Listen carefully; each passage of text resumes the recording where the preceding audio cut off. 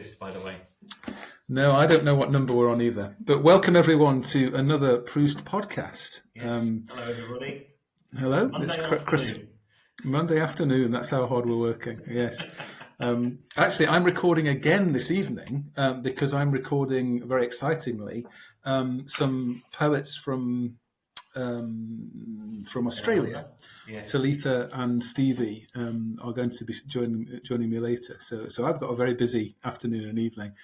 But wasn't that poem extraordinary?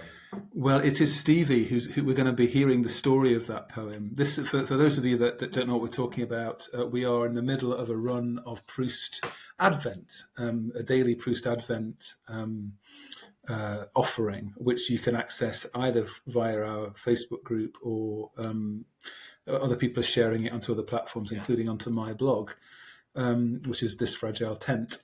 That's .com. A few would it be about 6 days ago, we had a poem from Stevie down in Australia that was incredibly moving. I mean, there's been so many lovely things, but that one will absolutely be one of my highlights. Yes, so it was extraordinary. So this evening we'll be talking to Stevie about that. You could feel the agony, feel the anguish behind it. It was extraordinary. It seemed to me as well to be like it was an examination of motherhood in a way, and the vulnerabilities and tragedy and pain and glory of that. Which, anyway, we won't say any more about that because that's for this evening. So today, this afternoon, we are on a very different mission, and this has been quite a while in the chewing on, really. One of the things that I, and I'm sure lots of us are struggling with at the moment, is this background happening to our Advent, which is what's happening in Gaza and in the West Bank and in Israel, but particularly what's happening in Gaza. And obviously we've been talking about how do we respond to that? How do we respond as people of faith? How do we respond as artists? How do we even grapple with the complexity of information that's coming back at us? And actually, even in the very early days of the Proust discussion, I found myself in a discussion with another Proust kind of long-term contributor and member, where we were obviously in very different places in this debate. So that was quite difficult and quite. I found myself thinking a lot more about some of the information that was, and he was challenging me. And I think I was challenging him. So there's a story there and a negotiation there, which is difficult and fractious and sectarian. And very quickly we get ourselves into places where we're defending positions rather than trying to understand and to seek justice and all those good things that we're engaged in. So today we've got the chance to talk to somebody who has spent time in both Gaza and in the West Bank, who is another Proust member, if membership is a thing for Proust, but somebody, we'll call him a member. Mark Kensett, who's a photographer and has done a lot of work, filmmaking and also photography for organisations, including, or certainly I think he's done work for other organisations as well as being there, but we'll find out about that, including the Amos Trust, who is a charity, a peace making and justice making charity, which some of you may know through connections to Greenbelt and various other things. Greenbelt Festival in the UK, that is. But we thought it'd be useful for Rob and I just to kind of reflect a little bit, even before the conversation, on what that means, because we've arrived at this from different places, as we all have. So I've got lost in the detail. I've spent a lot of time thinking and reading reports and immersing myself in sometimes very, very difficult information, very brutal facts. In looking at the ICC, the International Criminal Court's report, and reading that. I mean, that's about 300 odd pages. I'm not sure I read them all, but I certainly scanned them all and read a lot of it. And looking at the recent Amnesty International report, which is also fairly scathing and categorical about some of the big words that it applies. It's it's really, really hard, isn't it? Because you read Yeah. something like you see a headline that Amnesty have called them out on genocide. And then you see somebody countering it and saying, "Oh yeah, but they've changed the definition of genocide to meet their own agenda," Which they And haven't, by the way. But even, the point, I suppose, the challenge is you have to keep going back. Go, okay, what do we agree on? Because can we agree that destroying the lives of innocent civilians or children, maiming children, killing children, is not acceptable? Can we at least find a line where we can come to some agreement that actually these people are innocent? Whatever the politics, can we agree, and whatever side you're on, can you agree that killing innocent people is unacceptable? Can we agree on that? It's a very low bar, isn't it, Rob? Can we not just kill 13,000 children, please? Yes. But the point is, most conversations, when you even say that, they go, "Yes, but." Yeah. Yes, but you started absolutely it. right. Yes, but you started it. Yes, but we're defending ourselves. Yes, but we're doing it because we don't want this to happen. We go, no, please. Can we just agree under no circumstances is it okay for this to be happening? Because surely, if anything, Jesus called us out to be peacemakers. I don't think he didn't make many, if any, very, very few comments about the regimes that ruled in his time. Very few comments, apart from things like "give to Caesar what is Caesar's," things like that. So, but what he did say is, "Blessed are the peacemakers." Whatever he meant by that, blessed are the peace. You go. We listened last night. That's what we should be called out to do. Last night we had, I was part of an Iona community, well, I wasn't actually, a YouTube thing last night, an interview with Brian McLaren, right? Who is somebody who has been hugely influential in my life. And he was talking about his kind of conversion moment or reconversion moment where he realized that when the Bible talked about salvation, mostly it wasn't talking about in heaven when you die. It was talking about what happens when people live towards liberation and live towards the rules of the kingdom of God in the here and now. And he was asked practically, well, what does that mean? How do you do that in the world that we're living in now? And he gave this answer, which was something like, when somebody does something bad to us, when we're offended, when we're hurt by somebody, we have an emotional and moral response, which it would typically be wanting to get them back. It would be an act of revenge. But the work of the Spirit, the work of God within us, you'd even say the act of prayer within us, is to seek actually to find a way not for that side of ourselves to be given power to, but instead to seek a way to make peace and to act out of love.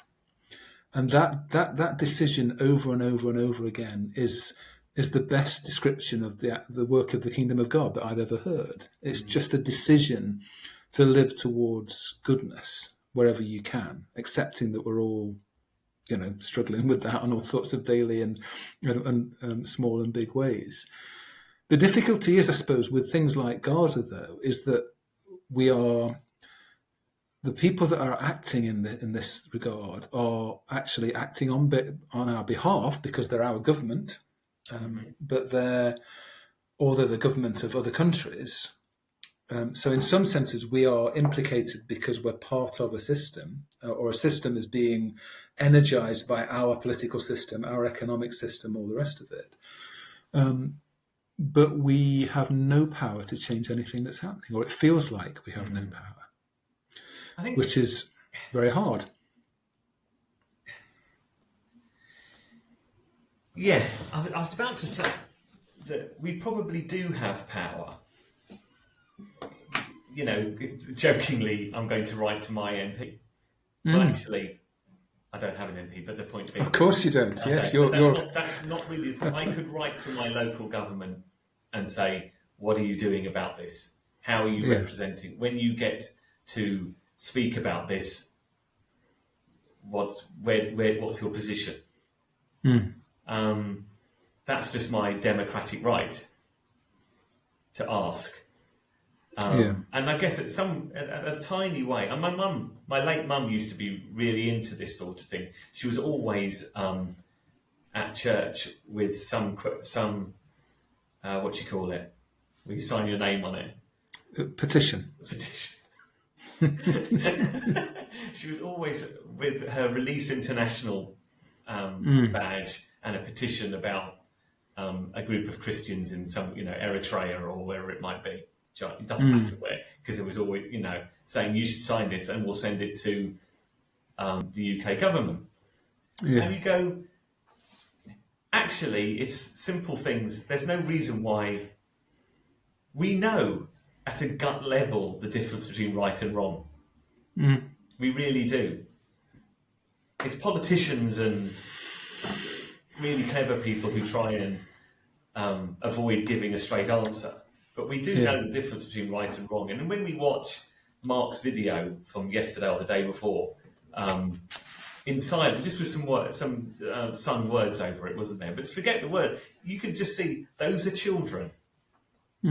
So they have absolutely no role in this. And, I could be extremely argumentative and then say, oh, you just put pictures of children up because that always works. Of course it does. They're innocent. Do you know what I mean? That's why you put pictures of children on the screen, because they're innocent and yet still smiling. And that's the heartbreaking bit, isn't it? Yeah, absolutely. Well, I suppose the only other thing that we've got available to us is there's a process of understanding, isn't there? And I think we were talking earlier about the difficulty in believing what we read or understanding what we read when we have so many different sources of information which are always seemingly sectarian. They're always coming from a fixed position or an vested interest. I think there is something in there, though, about listening to people who are victimized, listening to the marginalized voices, which seems to be a very Jesus thing to do. So we hear from people, if we can, who have been directly affected, or we get as close to that story as we can. And obviously that's one of the reasons why we're talking to Mark today. I should add that I had another connection through the INO community a few months ago, or a month ago or so, maybe a bit less than that. We had a Zoom call with Ahmed, who is a journalist based in London, who lost 19 members of his family to a bomb in Gaza, who had targeted their home for reasons that they don't understand. And he was remarkable in his way of holding us to account, saying, I don't want your sympathy, that we don't know each other. I just need you to do something. I need you to campaign that this stops, that we don't have any more people, any more families subjected to what my family's been subjected to. And as a result of that, we did a small campaign of sending out some little pebbles. Hello, Mark. Welcome. Hello. Hi. Hello, Mark. So yes, we were just in a little bit of a preamble there, just introducing the whole thorny subject of where we're coming from. So just to finish my sentence, and then we'll introduce you proper. So we did a little bit of we sent out 400 odd of these little pebbles to try and make that connection. But actually, it later turned out in my discussion with Mark that he knows Ahmed, that there's also the connection to the Amos Trust. But we'll get on to that. Welcome, Mark. How are you doing? Hello. Yeah, good, thank you. Yeah, good to see you. Excellent.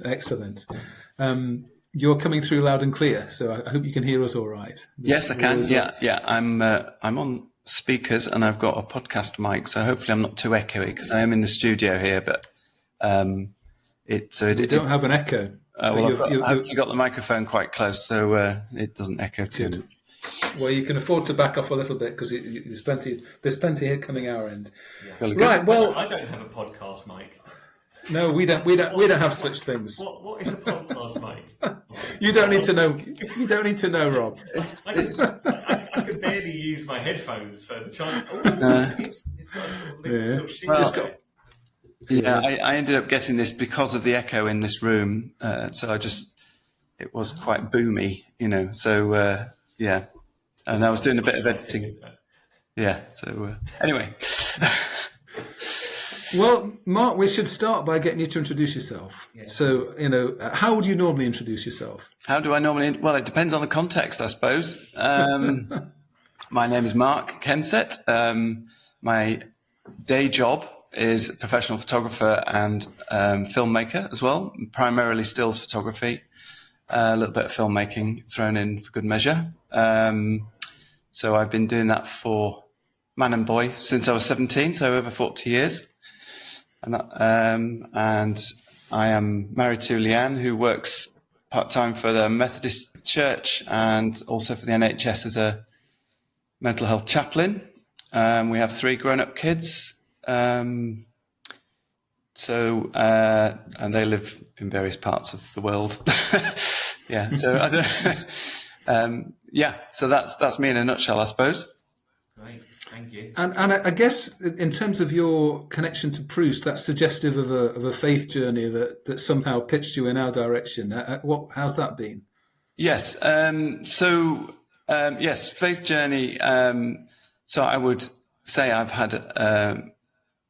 been a Christian since I was 19, and I would say that journey has been, from sort of evangelical church roots to sort of a faith deconstruction.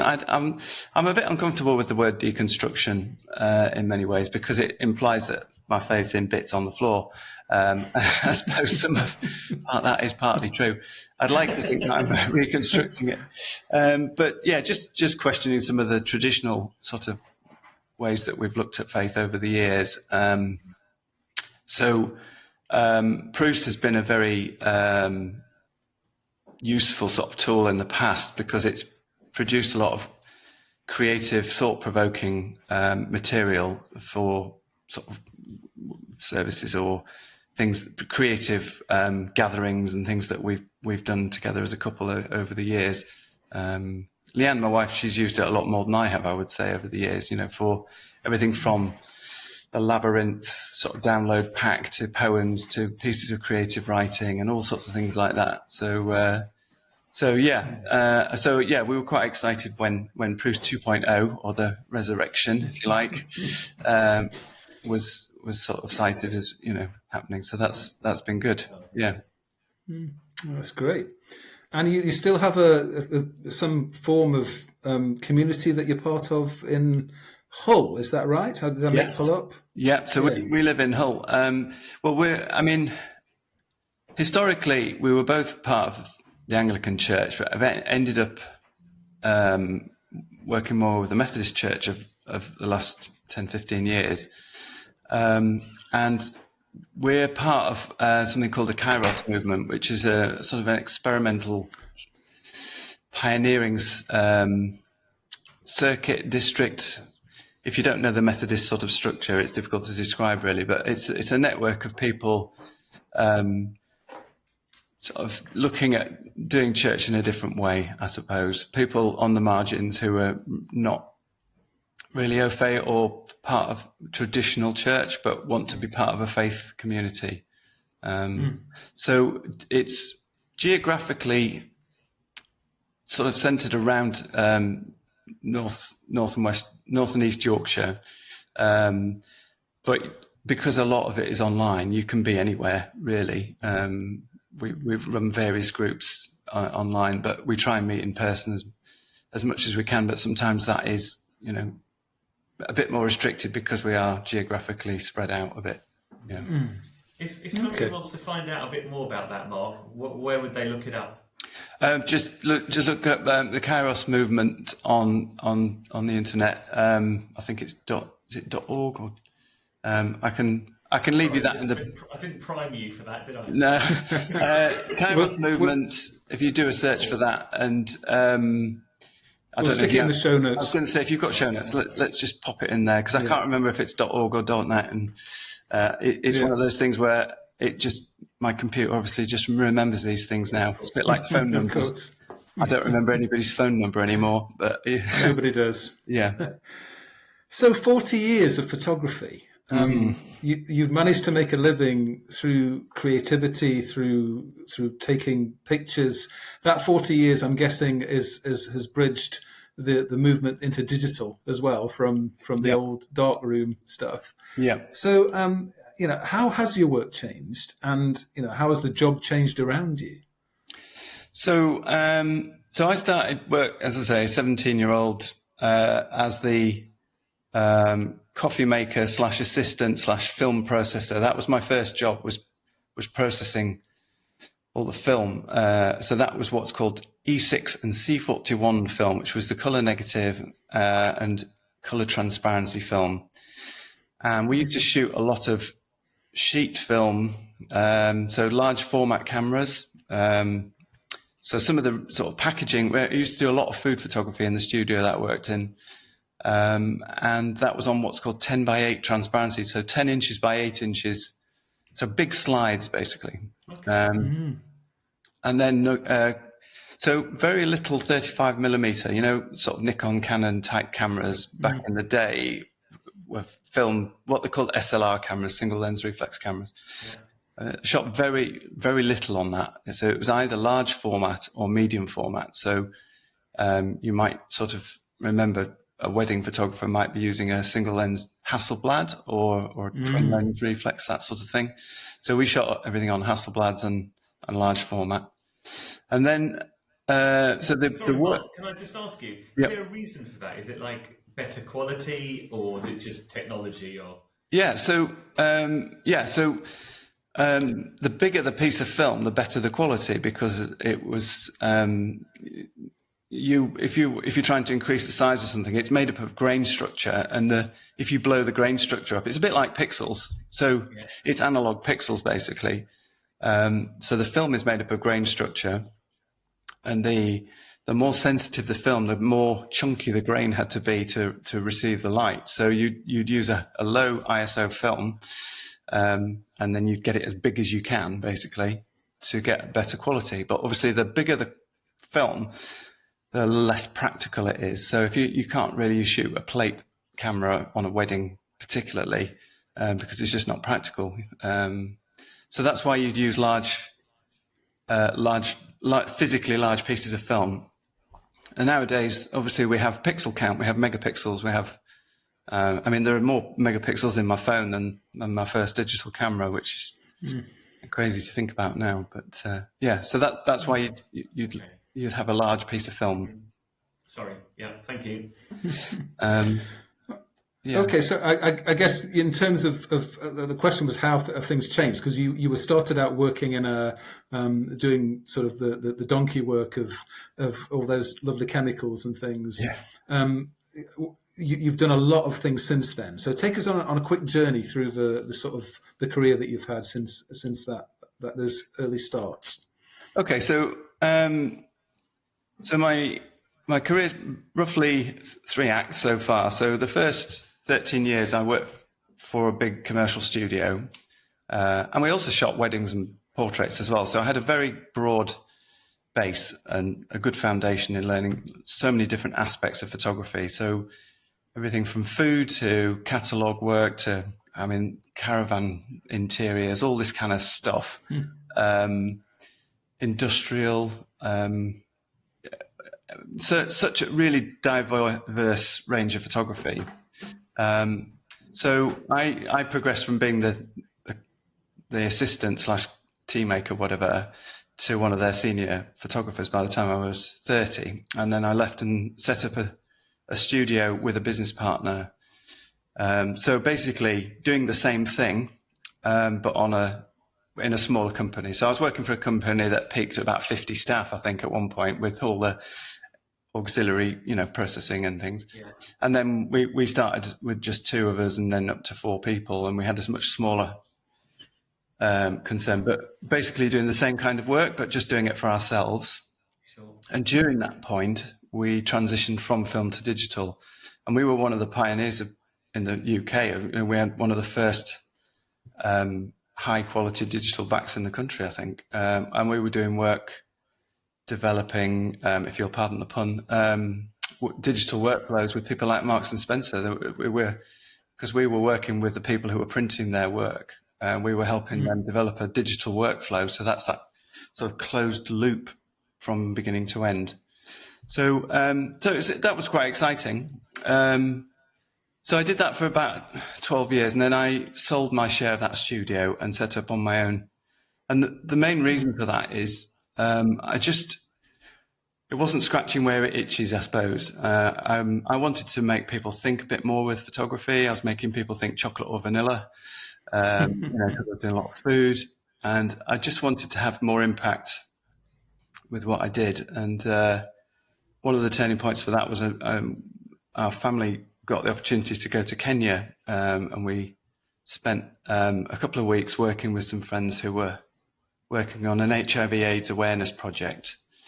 And the kids were 6, 4 and 2 at the time. And so it was kind of a holiday, but I did some photography for this project and realized that it was really quite meaningful, quite useful, the images that I was producing for them. And it sort of made me think, I just need to do more of this. I need to sort of use my photography more effectively.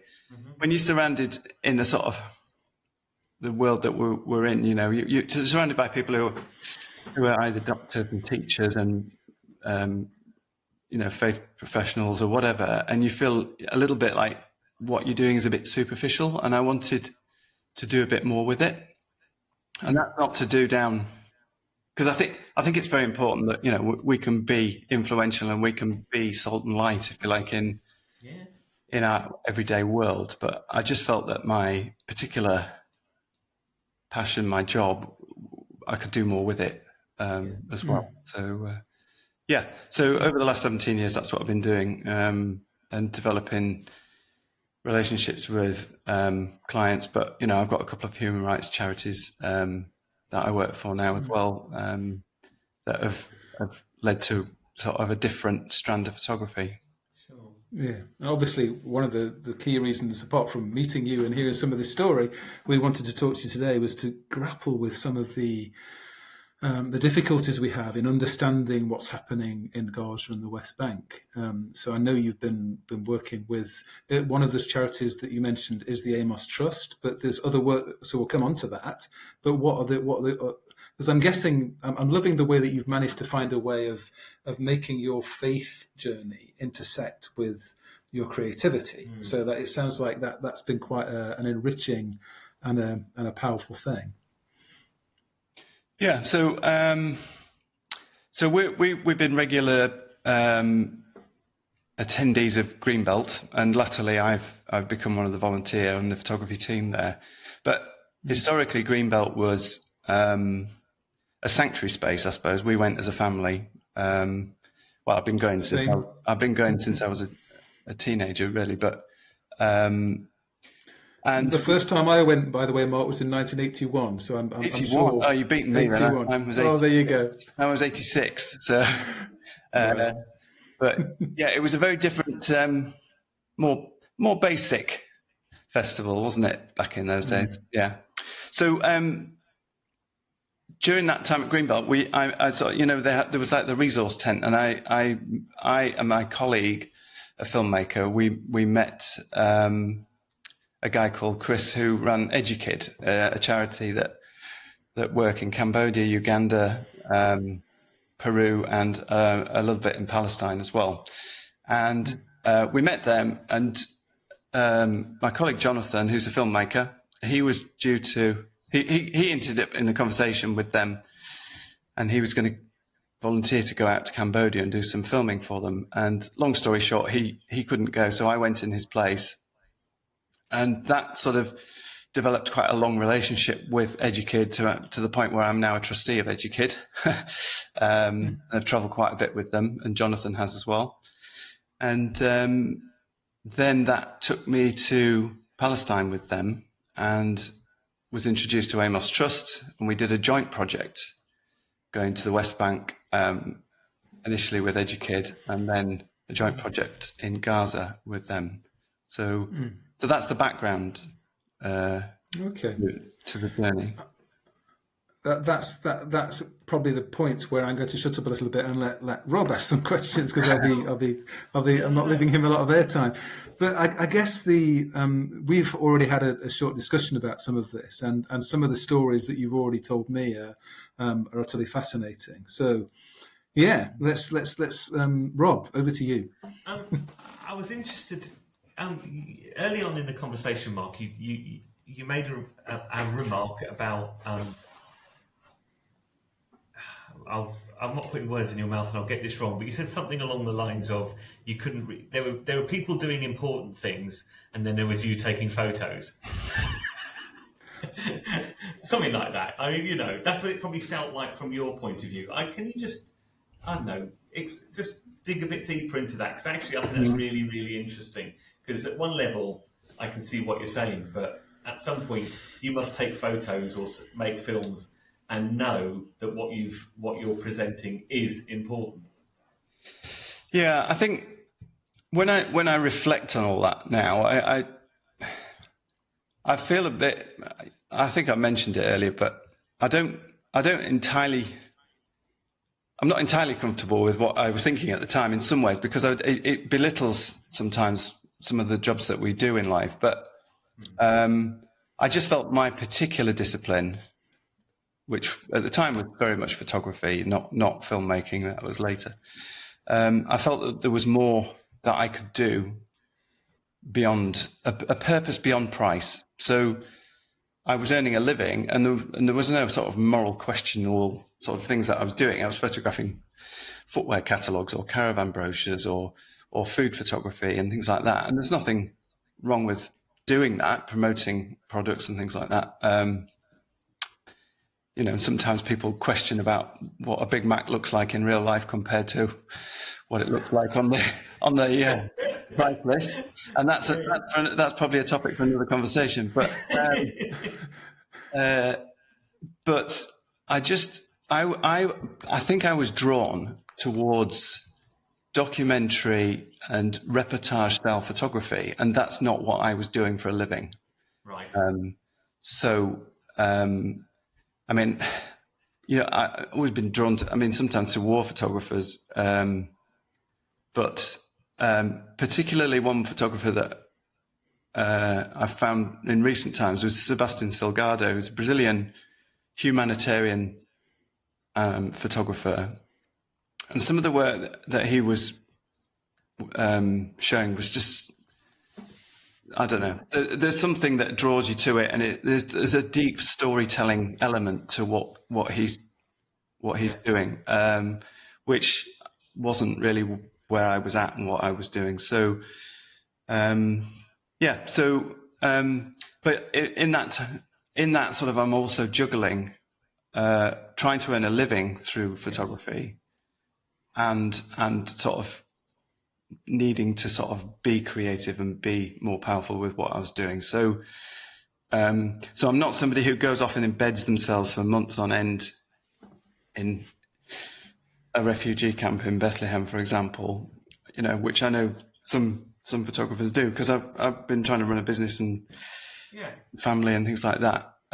So it's very much sort of short-term trips to go work with people who have a long-term relationship with projects in, say, the West Bank, and make materials that they can use to sustain that relationship and to communicate the message and build relationships with people over a long period, I think. Making it real. As soon as you start putting names and faces to statistics, it makes it much more real and much more tangible, doesn't it? I think. Yeah, and that's that's what filmmaking and photography can do. Yeah. Do you know when you've taken a good photo, or I don't know what I mean by a good photo, but we probably all know what we mean. What it probably means. Yeah. Well, I mean, a good photo is very subjective for a start, but it's got easier because of experience. So you kind of know you can see something, and it's also got easier because digital gives you a bit of an inkling as to whether you've got something or not, because you can have a quick look on the back of your camera. I mean, when you're totally engaged in what you're doing, you try to minimize looking at your screen because you're trying to engage with what's going on. But it is quite reassuring. But sometimes you just sat there and that there's a moment and you just see it and you just know, because I've worked in photography for so long. I look at light all the time, even when I'm just sat in a cafe or something. You're looking at how light plays on somebody's face, but you're also composing images in your head, and so you frame stuff and you see it straight away. You think that'll make an image, and so you do tend to know. But if you're in challenging circumstances, you don't know whether you've actually captured it correctly or whether you've messed up, or for whatever reason it just hasn't quite worked. So yeah, but experience and modern technology has certainly helped that. And how has it changed you then when you've been when you've moved away from caravan catalogues and you've taken pictures of refugee camps? How does that affect you? I think it makes me feel more complete because I'm doing something of value. I think so.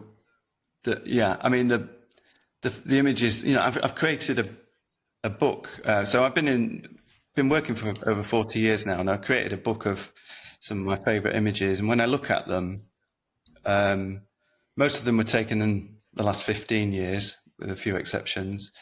But it's all portraits of people, in various countries. Some of them are in the UK, but a lot of it is travel, but it's all people, really. It's all portraits of people. And that's what I'm drawn to. Yeah.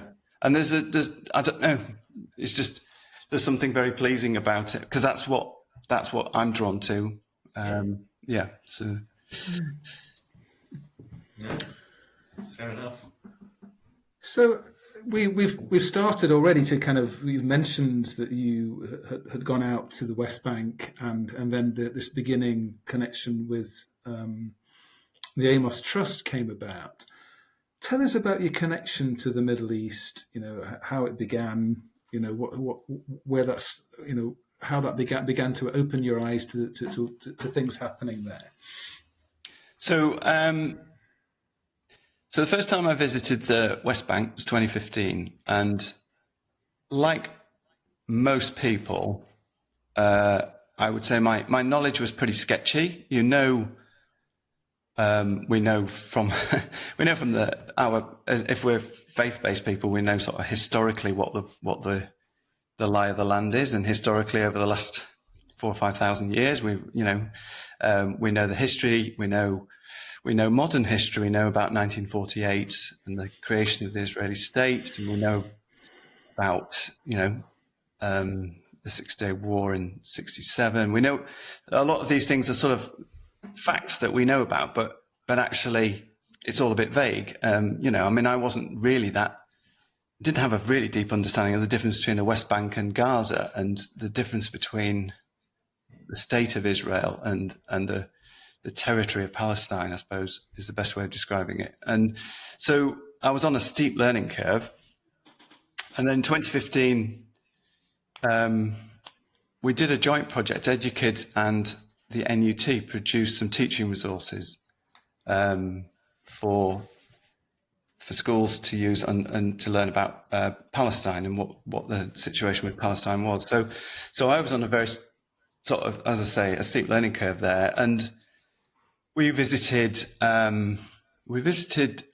Bethlehem, Jerusalem, Hebron, which are all in the Palestinian territories, but we also went into the state of Israel, to Nazareth, Galilee, and that sort of area. So these are all areas that we're very familiar with the names. They're very evocative names, aren't they? They are, and we're recording this coming up to Christmas, and we talk about Bethlehem, and Bethlehem is a it's quite evocative now when you think about what's happening there, right now. So when you're traveling around, people are educating you and pointing out the windows and saying, well, that's a Palestinian territory because they've got water tanks on the roof.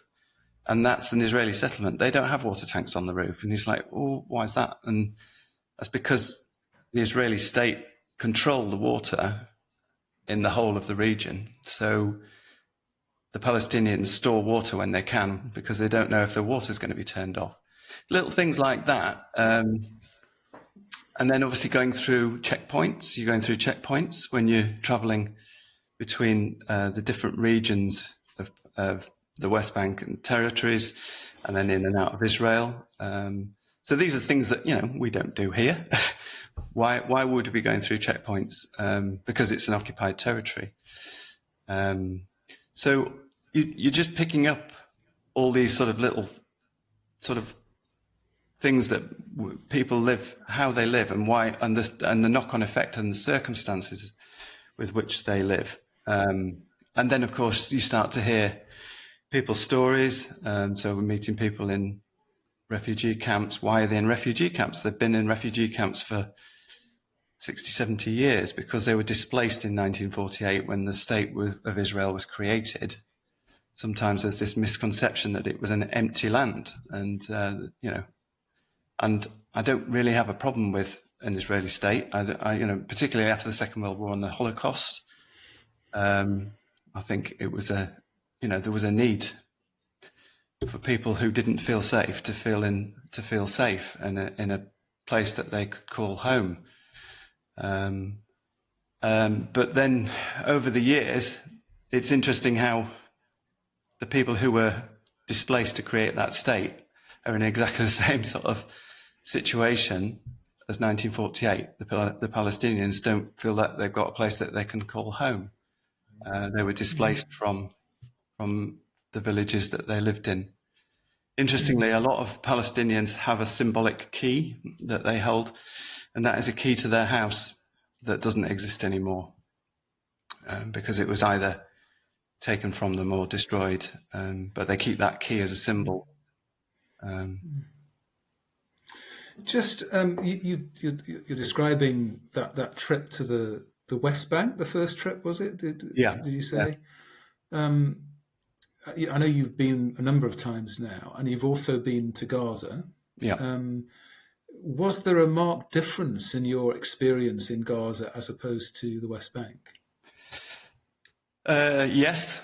So I've only been to Gaza once, and that was in 2016, and that was a joint trip with Amos and Educid. And so Amos support a hospital, the Al Ali Hospital, that was in the news after October the 7th. About 2 weeks after October the 7th, it was hit with a rocket attack or a bomb attack. I'll come back to that maybe later. But so they work with this hospital. They work with an apprenticeship scheme. Basically, people training to get a trade because work is very hard to find in Gaza. So training up everything from electricians to carpenters to secretaries, all sorts of jobs to give people employment opportunities. The stark difference is that Gaza is under a blockade. So since 2007, Gaza has been blockaded. So Israel controls everything that comes in and out of, including people, but that includes building materials, and it also includes food. So all the food that goes in and out of Gaza, unless they can grow it themselves, which is actually quite difficult to do in a small area, is controlled by Israel.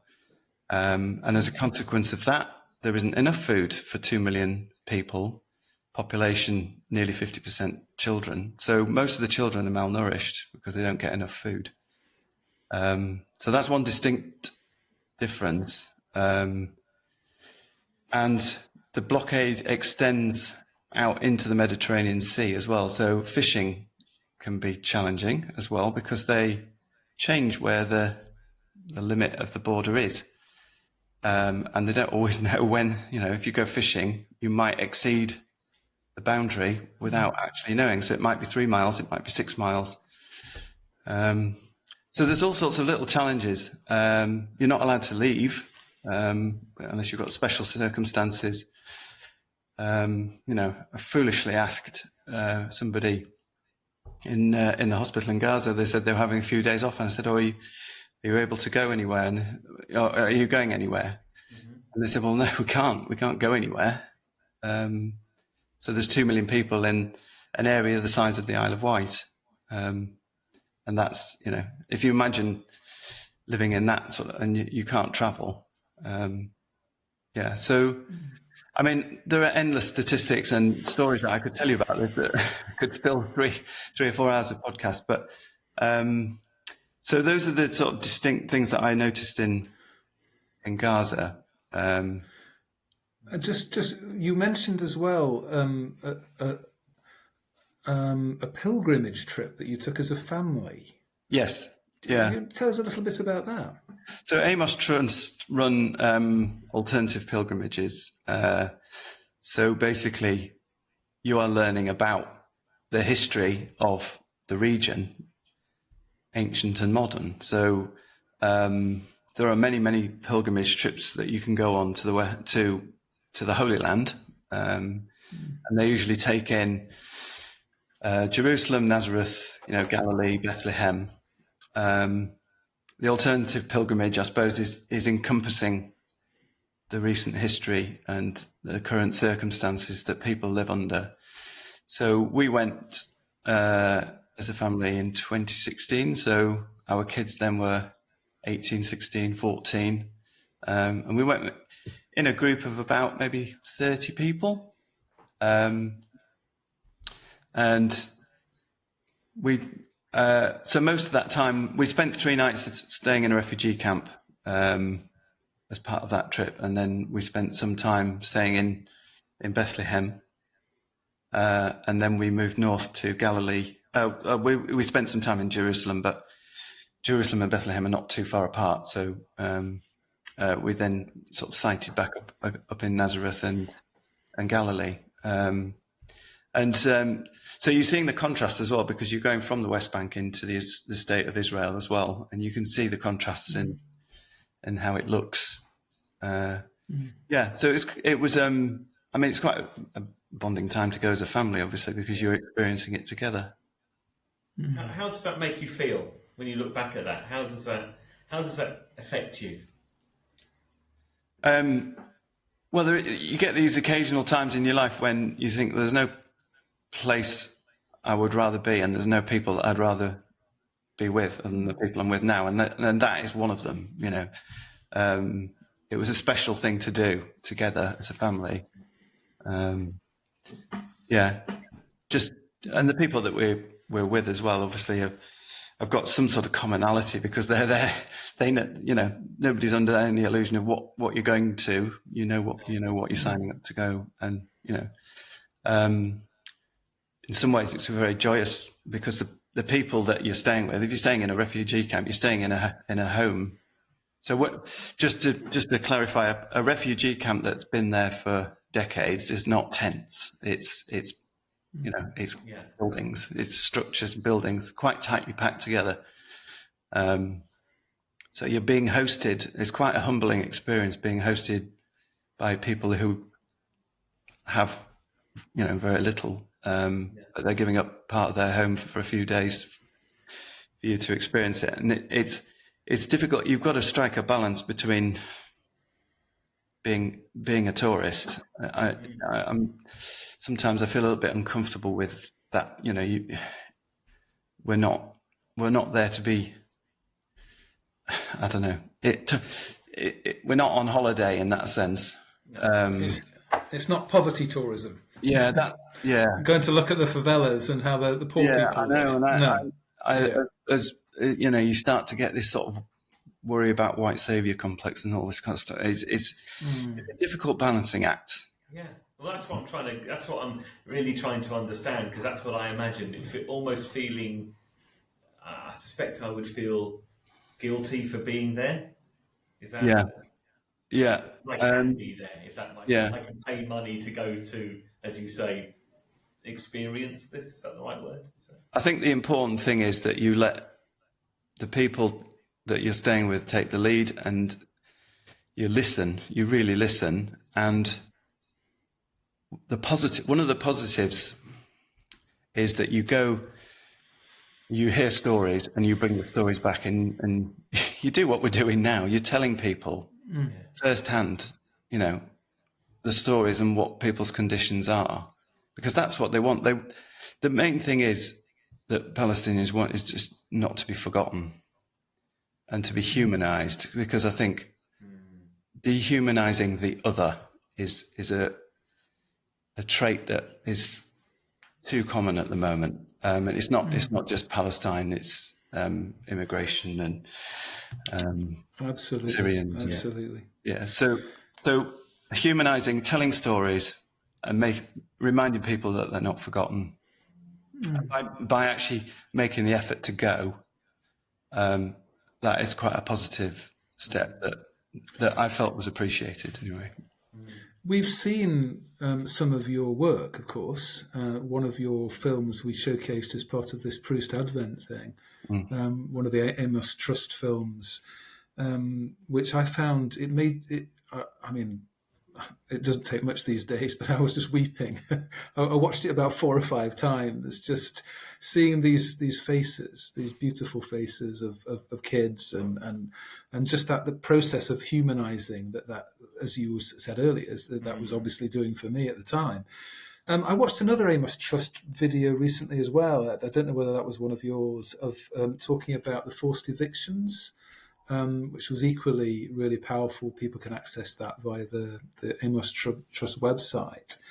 I'm also aware that some of the work that you've done with Amos Trust has brought you into some quite difficult territory. Do you want to say anything about that, or is that even too difficult to talk about? I know there's been some controversy around it. Well, just briefly, I really struggle to watch my own films about Gaza at the moment because I've just been working with Amos on their tour, their Christmas tour, and they've also done something called the Requiem, and been using a lot of the material that we shot in there, and just looking at those faces and wondering whether they're still alive. Some of these people that's what was breaking me, I think, as I was watching it. I'm just really struggling with it at the moment. And but the challenges that we had are actually more with the work when we first started working with EduKid. So Amos Trust is now 40 years, I think, old as a human rights organisation, and they've become much more experienced in how to handle and how to communicate and how to work in this area. And when we as EduKid started, we were, I guess, possibly a bit naive, and you just think you're doing a good thing, and you don't realise that actually some people don't think it's a good thing to support Palestinians, and also we were working with the NUT, who are strong advocates of Palestinian rights, and so we got quite a lot of criticism for the materials that we made. I still stand by the work that we did, but And we ended up with articles in the newspapers and things like that saying that we were, it's propaganda and stuff. So that was quite hard, but I think we were a bit naive in understanding and the amount of. It felt like bullying, if I'm honest. It felt, there was no nuance and balance to it. But I think, that was hard, and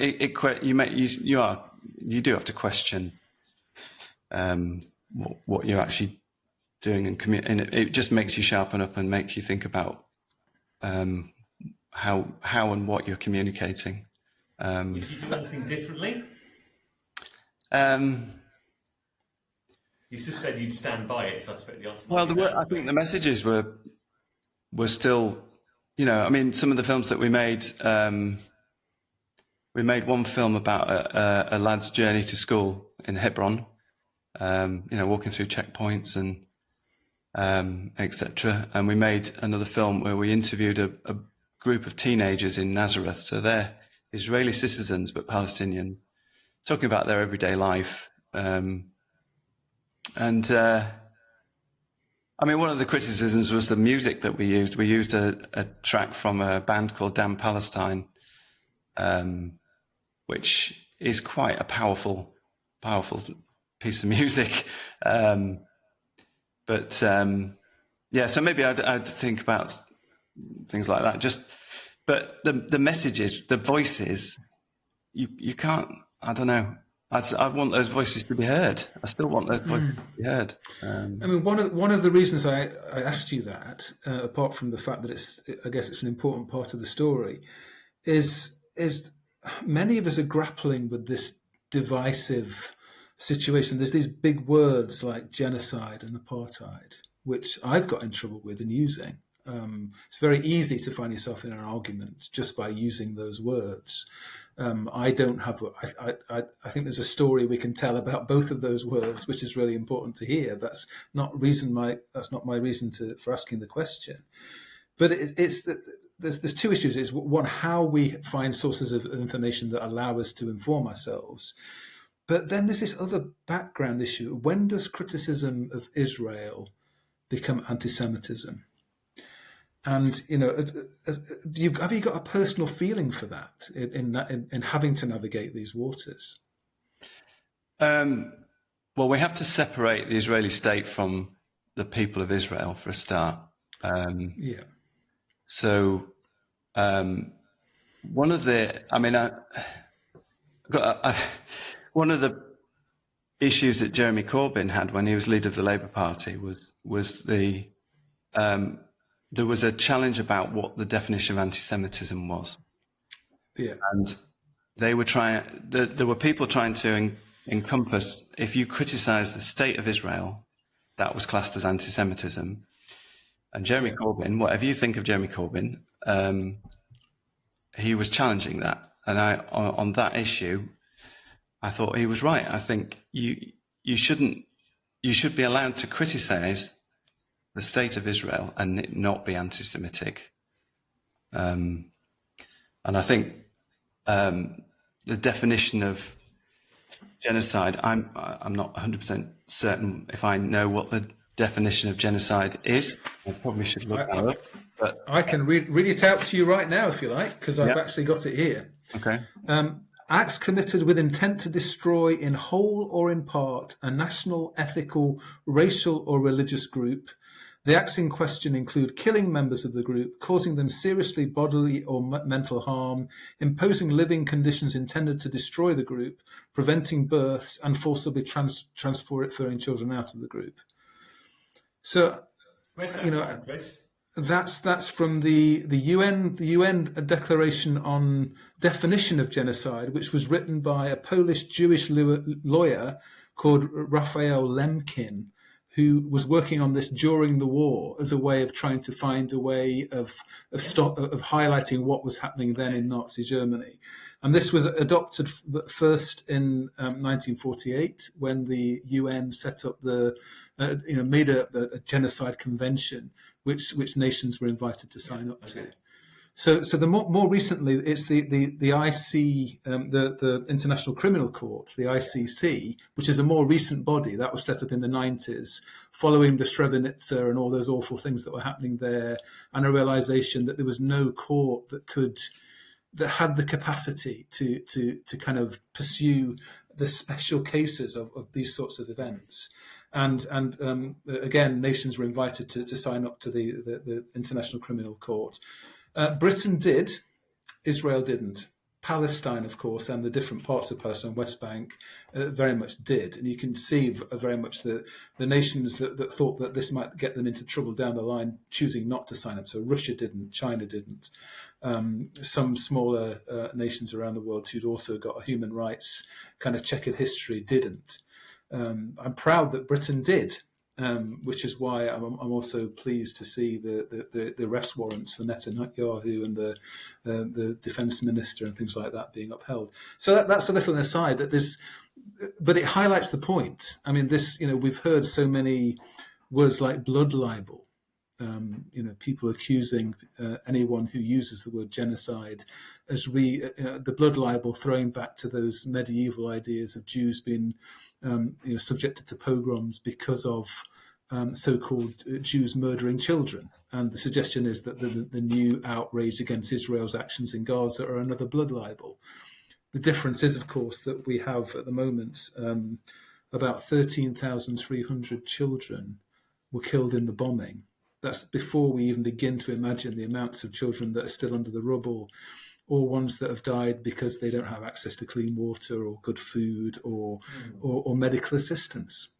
So there's quite a shocking, difficult story here, which you can see immediately when we start talking about these things. You get lost in detail. Yeah. Sorry, Mark, that was me interrupting your thoughts. No, it's fine. No, it was helpful because, again, we can, I'm just looking at the statistics of, I'm trying to apply whether I think this is genocide. It doesn't really matter what I think, if I'm honest. No. But what I do know is that 45,000 people nearly have been killed in just over a year. Nearly half of those children. 106,000 injured, I think, in a population of 2 million in the space of 14 months. And that's indiscriminate. So when you're looking at, I was looking at some of the material that's on the Amos Trust website about the Al-Ali Hospital, for example. Under the Geneva Convention, hospitals should not be touched in any circumstances, in circumstances like this. And yet, there is only there's only a fraction of the hospitals still operating. Al-Ali is still one of them, but some hospitals just cannot function anymore. And this is not targeted bombing. This is indiscriminate bombing. Most more than 50% of the housing in Gaza is now uninhabitable. It goes on and on, And then, one of the projects that Al-Ali work on is what they call psychosocial support for traumatized kids. I mean, so many people, of those people who are still alive, the PTSD is off the scale. If you imagine, I just try and imagine what it's like on bonfire night when the fireworks are going off. We had a family of Ukrainians living with us for a few months, and I was thinking about them at the time, but also in Gaza and West Bank. You just think when those fireworks are going off, that's, for many people, that's real. Those noises are actual. It's actual gunfire, it's actual rockets, it's bombs, and what that does to you mentally, I just can't begin to imagine. No. So, yeah, sorry, go on, Mark. I don't know whether I need to put a word genocide on it. I just know that the impact of over 45,000 people dead in 14 months, and the ripple effect of the people who've survived. You know, Ahmed, who you were talking about earlier, has lost 19 members of his family. Just try and imagine that in your own context for a minute, what that's like, and any measure of justification. I can't see any measure of justification for that sort of level of loss in families. No, I mean, whether or not we use the word genocide, just quickly, Rob, and then, sorry, over to you. Whether or not we use the word genocide, I think we were saying much the same earlier. We can agree that killing children is not okay. That's exactly what I was going to say. We can also see, no matter what the words we apply to this, and no matter what, and obviously a court has found them guilty of breaching this genocide convention.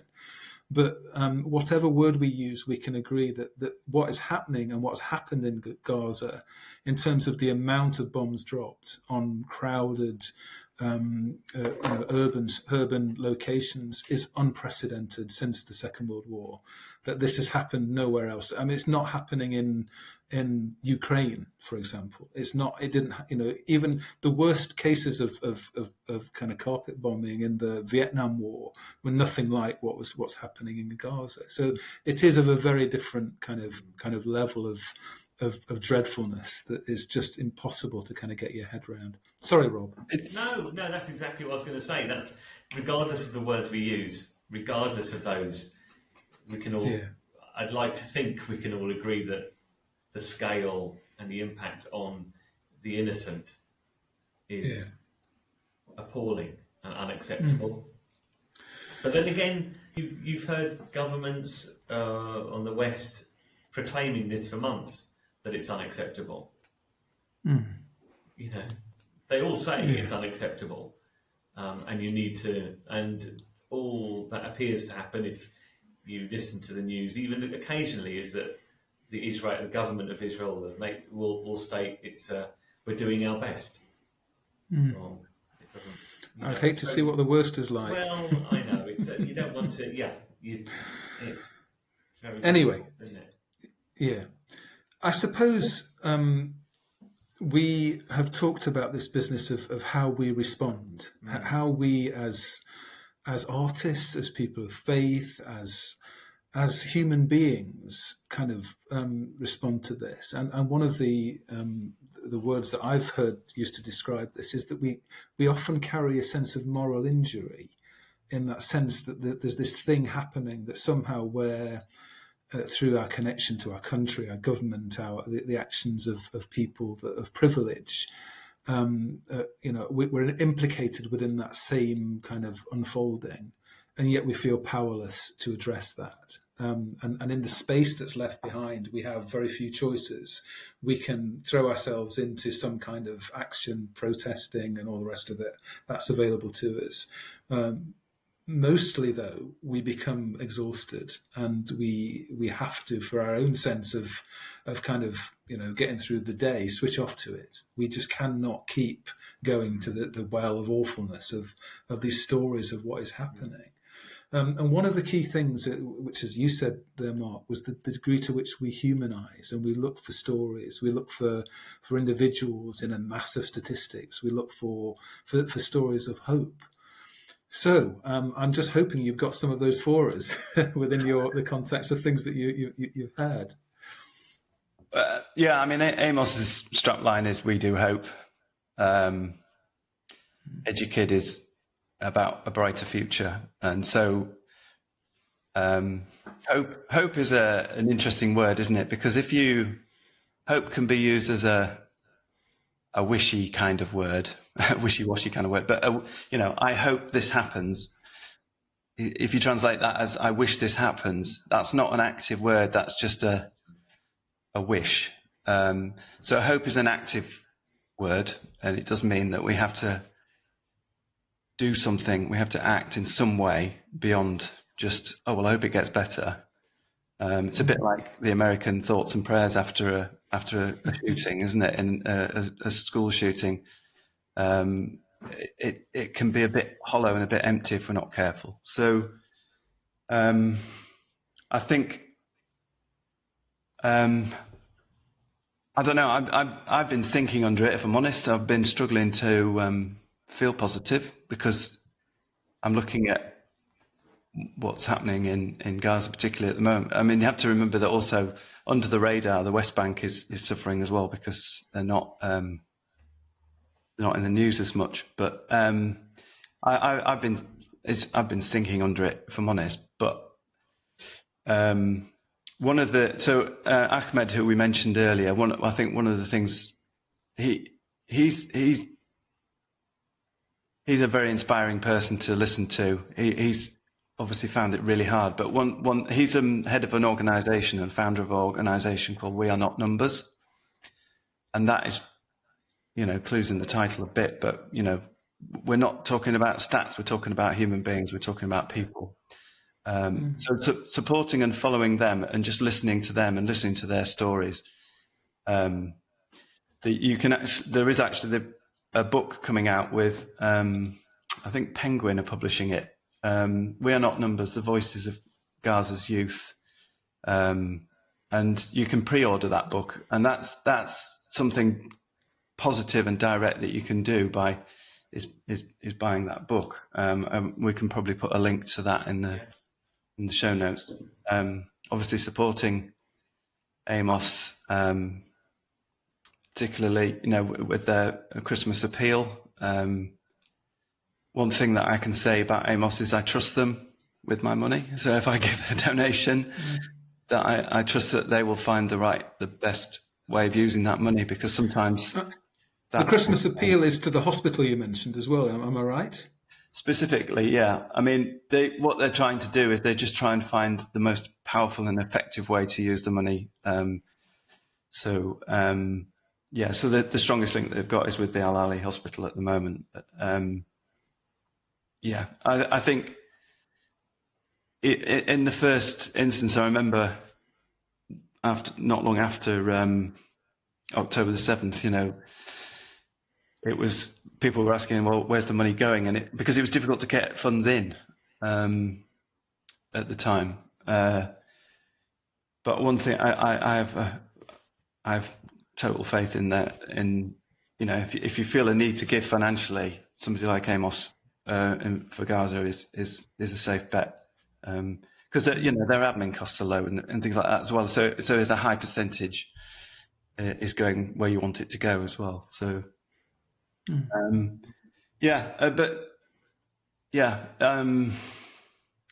It's a real challenge at the moment, because you want to hear positive stories about how things are getting better, and they're not at the moment. Hopefully we will see that. We will see we will see a future, but at the moment, I'm really struggling with it, if I'm honest. You and me both. Yeah, and I suspect you can say that for all of us. Yeah, I think it's not. I'm about to say it's okay to feel this way. It's not okay, but actually, it's okay to be realistic, isn't it? And our hope is on bigger things. What you were trying to describe, our hope is fundamental to the Christian faith, isn't it? Is that word hope, and it's a fundamental way of being. It's a way of existing in a hope that there is something at the end of all things. It'll all be made new, as you said in one of your posts, Chris. We're all being made new, and ultimately that's the hope, because we have. Otherwise, it's a spiral of despair, isn't it? I think. Sorry. No, go on. I was just saying, there's nothing else we can do, is it? There's nothing I can do about it. Very little I can do about it. It's not nothing. It's never nothing, but. One hopeful message I do have is I feel very privileged to have been able to visit not just West Bank, Gaza, but other projects with Amos and Educate and across the world. And I have my faith in humanity restored when I meet people on the ground with so both organisations partner with local organisations so that they're doing the work that and supporting stuff that with local people. But the people who are running these organisations, the hospital in Gaza, for example, or it might be a street project in India, or climate justice, or educating kids in Cambodia, whatever, just incredibly inspiring people, pure in heart, I don't know. You see the best, the absolute best in people, the welcome that you get when you go, but just the groundwork that they're doing and the motivation, and it really is inspiring. And you know that when you're supporting a project like that you're having an impact on the ground. Yeah. Just one more thing I would add to that, though, just thinking about back to this business of hoping and the centrality of the Christian message. It's not an accident that there's an awful lot of messaging around Israelism. I think is one of the words that you may be relevant here, is coming from the Christian side of the world. There's a huge investment in a certain view of Israel wrapped up around a certain Christian story that we people of faith, I think, have to own, and we have to be able to talk to our fellow Christians and say, look, what are you doing with this story that Jesus gave you? That actually the story that comes out of this is that battle and war in Israel leading to the second coming is the story that's the most important one you want to live your life towards. So there's that bit, which I think generally speaking, the call to action of hope is having conversations like this. It's listening to stories. It's particularly looking for those people who are in the margins of the big stuff, who've lived it, who've had a kind of an immediate experience of what's going on. They're the voices we need to be listening to more carefully than any. Yeah. But this has been a really, really difficult and helpful and beautiful and broken conversation, which I feel like I've stumbled my way through, because these are issues that at the best of time it's hard to talk to. And Mark, you've been really coherent, you've been really passionate, and I've really enjoyed hearing what you've had to say despite the difficult subject material. Thank you. I mean, yeah, I think we're all on a journey. Like I said, 2015, I was very ignorant of the situation in the West Bank. I know a bit more now because I've been a few times, and I listen, and I try and stay educated and informed by keeping a broad view of what I read and who I listen to, and listening to actual voices on the ground. I think that makes a difference. But it's about, we've got a tea towel on downstairs with a Maya Angelou quote, and it was just like, don't worry about doing the right thing. If you're for the right thing, you will, by your nature, do the right thing. And I think it's about concentrating on being for the right thing. And that in a broadest sense, I love Amos's strapline of, their call is for everyone who calls the Holy Land home. Mm. That's a broad statement, but it encompasses the fact that anybody who lives there can live in harmony together, and call it home. I mean, one of the big problems with Gaza, the West Bank and Israel is that people live in fear of the other. And there's a lot of work going on to try and get groups to talk to each other and understand each other, and that sort of human level of, actually, I'm living in the same fear that you're in. I've got the same basic needs. of wanting to live in a family and love a family and not live in fear when I walk out my front door, and increasing that communication and an open-hearted conversation, I think. Especially when you know that you're not actually going to agree with somebody to start with. It's starting with that common ground, isn't it? And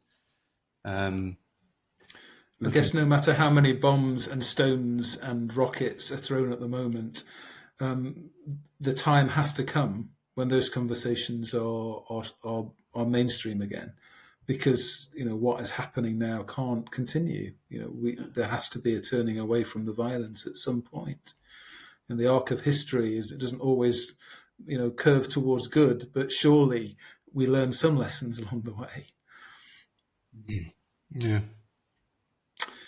Right. Well, I think we should draw a line at this point and say once again, thank you, Mark. And thank you. there'll be links to various organisations that we've talked about today in the show notes. And thank you once again. Yeah, it's been all a right. real privilege, Thank you, guys. Mark. Thanks. It's been a real privilege. Thank you ever so much. All right. Yeah. Thank you. Cheers, guys. Okay. All right. Cheers. See you later.